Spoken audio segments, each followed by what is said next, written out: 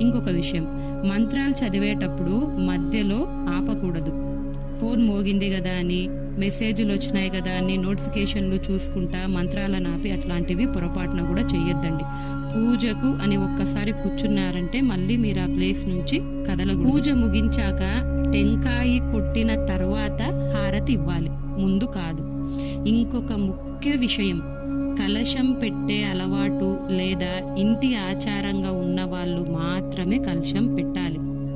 పెళ్ళైన స్త్రీలు పుట్టింటి ఆచారాలు కాకుండా అత్తింటి ఆచారాలు, ముఖ్యంగా కలశం పెట్టేవి కానివ్వండి, నోములు కానివ్వండి, వ్రతాలు, ఇలాంటివి సంప్రదాయాలు ఉంటే మాత్రమే పాటించాలి.